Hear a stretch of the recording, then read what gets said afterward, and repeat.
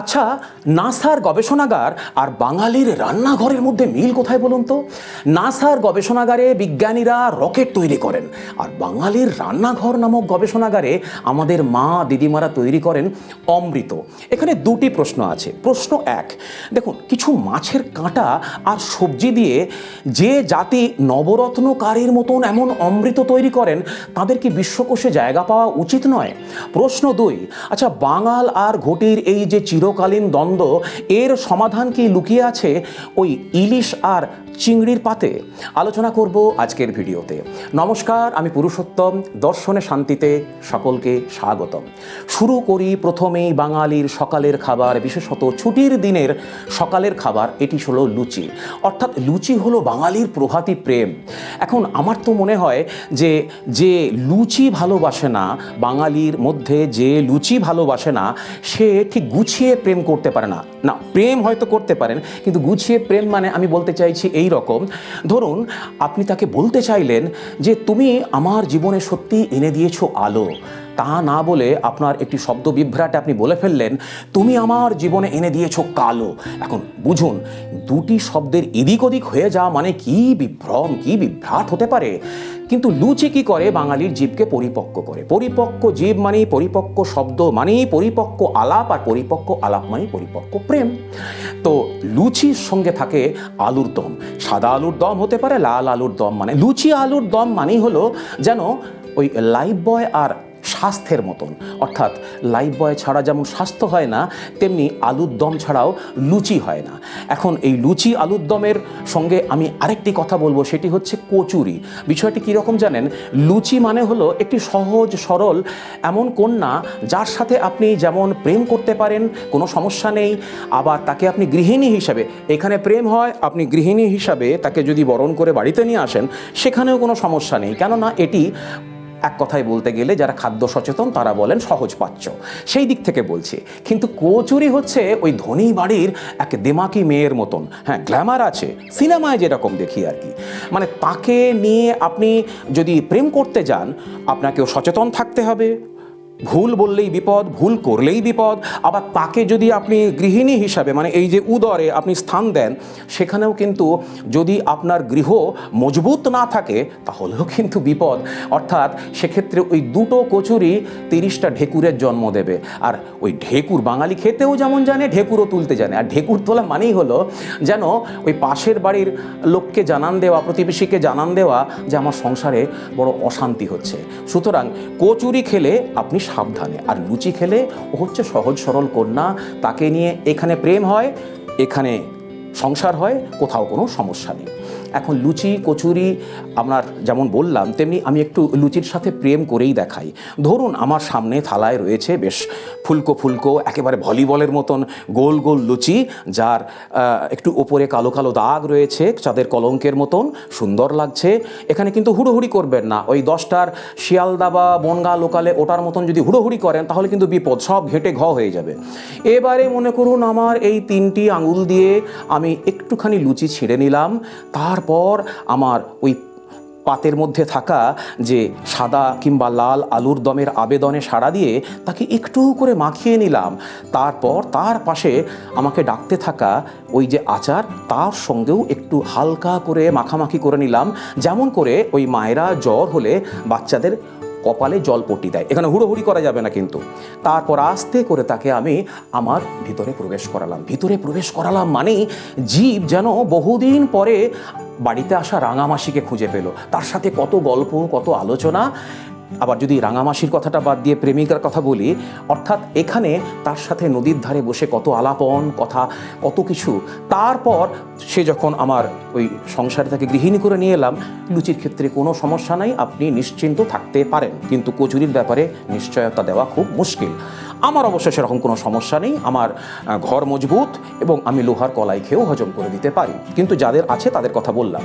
লুচির পরেই আসে আপনার মুড়ি, বাঙালির এক চিরকালীন প্রেম মুড়ি। এখন মুড়ি নিজে কোনো খাবার নয়, মুড়ি হচ্ছে একটা সাদা ক্যানভাসের মতন। সাদা ক্যানভাস মানে কিন্তু কোনো শিল্পকলা নয়। এর ওপরে আপনি ওই আদা কুচি, বাদাম, চানাচুর, শশা কুচি ইত্যাদি প্রভৃতি আমতেল মিশিয়ে তবেই কিন্তু ওই সাদা ক্যানভাসে একটি ছবি মূর্ত হয়ে ওঠে। এখন মুড়ির সঙ্গে একটি বিষয় থাকে, সেটি হচ্ছে তেলে ভাজা। মুড়ির সঙ্গে তেলে ভাজাকে বাদ দেওয়া মানে হলো, অর্থাৎ তেলে ভাজা বাদ দিয়ে মুড়িকে কল্পনা করা মানে হলো প্রেমিকাকে বাদ দিয়ে সিনেমা দেখতে যাওয়ার মতন। মানে মুড়ি তেলে ভাজা এরকম একটি অচ্ছেদ্য সম্পর্ক রয়েছে। মুড়ি সব জায়গায়, যদি ঝালমুড়ির কথা বলেন, মুড়ি ট্রেনে, মুড়ি বাসে, আবার যখন প্রেমিকার সাথে বসে আপনি পার্কের বেঞ্চে গল্প করছেন তখনও কিন্তু ঝালমুড়ি। সেখানে ঝালমুড়ি মানে আপনার জিভকে খুব রিফ্রেশড থাকতে সাহায্য করে, না হলে কিন্তু কোথায় উল্টোপাল্টা কথা বলে ফেলবেন। এখন জিভকে সতেজ রাখার জন্য ঝালমুড়ির প্রয়োজন। এক্ষেত্রে ঝালমুড়ি হচ্ছে ওই পার্কের বেঞ্চে বসে প্রেম করার জন্য একটি প্রেমের অনুঘটক।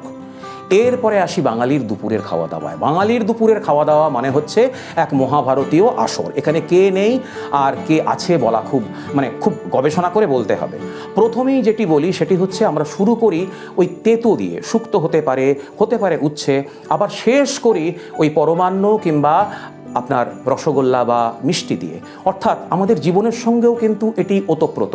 যেমন কারোর সাথে যদি সম্পর্কে একটু মালিন্য আসে, তিক্ততা আসে, আমরা কিন্তু আশাবাদী থাকি যে অবশেষে কিন্তু জীবনের এক প্রান্তে এসে আবার মিষ্টতা ফিরবে। অর্থাৎ ওই বাঙালির সিনেমা দেখতে যাওয়ার মতন আর কি। প্রথমে একটুখানি তিক্ততা, কষ্ট, বিয়ে দেব না ইত্যাদি, তারপর বাঙালি যখন দেখে শেষে দিলওয়ালে দুলহানিয়া লে যায়েঙ্গে, বাঙালি খুশি হয়ে তৃপ্ত হয়ে সিনেমা হল ছাড়ে। আবার কখনো কখনো এই মিষ্টির বদলে থাকে আপনার চাটনি অথবা মাছের অম্বল, সে তো আরও অন্য রকমের স্বাদ দেয়। অর্থাৎ জীবকে যেন কম্পিউটারে অনেকক্ষণ কাজ করার পরে যেমন কম্পিউটার অনেকটা বেশি ক্লান্ত হয়ে যায়, তাকে আবার F5 দিয়ে রিফ্রেশ করতে হয়, এই চাটনি বা এই অম্বল কিন্তু ওই F5-এর মতন কাজ করে।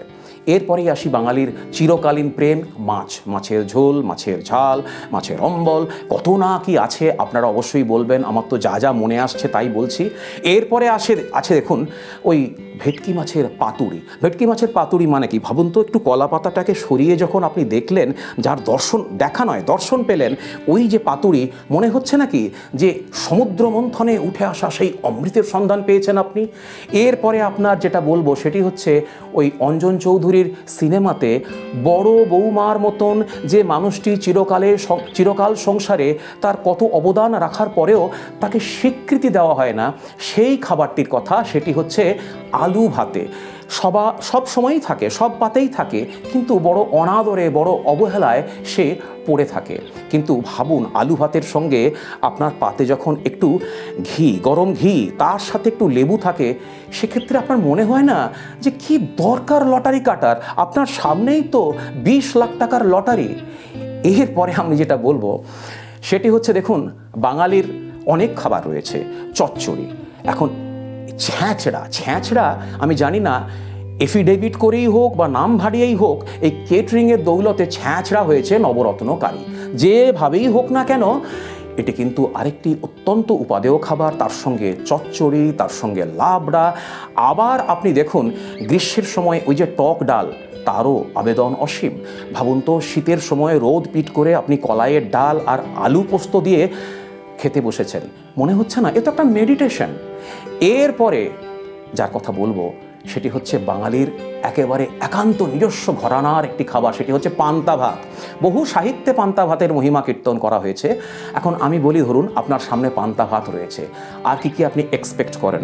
আমি এক্সপেক্ট করি একটু তেল, একটু পোড়া লঙ্কা, একটু পেঁয়াজ, একটু তার সঙ্গে আপনার চপ হলে আরও ভালো, তার সঙ্গে যদি মৌরলা মাছের টক হয়। এখন মৌরলা মাছের টক মানে হলো সবই রয়েছে, কিন্তু ধরুন আপনি 10 টাকার জন্য একটি সিনেমার টিকিট কাটতে পারছেন না, মন খারাপ করে দাঁড়িয়ে আছেন, কেউ এসে 10 টাকা দিলে পরে আপনি টিকিটটা কেটে সিনেমা দেখতে পারেন। তো মৌরলা মাছের টকটিও সেই রকম, সবই রয়েছে, কিন্তু মৌরলা মাছের টকটি এলে যেন ব্যাপারটি পূর্ণাঙ্গ হয়, আপনি তৃপ্তির সঙ্গে আপনার আহার করতে পারেন। তো এই হলো পান্তা ভাত।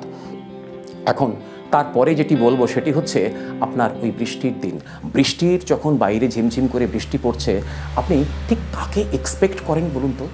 কাকে মানে কোন খাবারকে? কাকে বলতে গিয়ে আমি যদি বলি যে ধরুন গতকাল আপনার অফিসে এক খুব সুন্দরী সেক্রেটারি জয়েন করেছে, আপনি যখন অফিসে যাচ্ছেন আজকে, আপনি মনে মনে কি তাকে প্রথমবার দেখবেন, কথা বলবেন, এটা এক্সপেক্ট করেন না? শুনুন, যদি আপনি অবিবাহিত হন তবেই কিন্তু এটা। আপনি যদি বিবাহিত হন, দয়া করে এই রিস্ক নেবেন না, আপনার জন্য একটা লক্ষণ রেখা আছে। যাই হোক, ঠিক সেই রকম যখন বাইরে ঝমঝম করে বা ঝিরঝির করে বৃষ্টি পড়ছে, আমরা যাকে আমাদের সামনে চাই আমাদের ওই দুপুরের আসরে, সেটি হচ্ছে খিচুড়ি।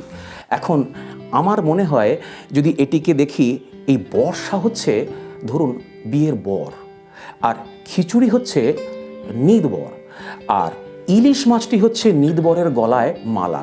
অর্থাৎ বর্ষায় ইলিশ, তার সাথে খিচুড়ি বা খিচুড়ির সাথে ইলিশ, মানে একটি পূর্ণাঙ্গ বর আসর, একেবারে যাকে বলে সবটাই কিন্তু যেন জমে যায়।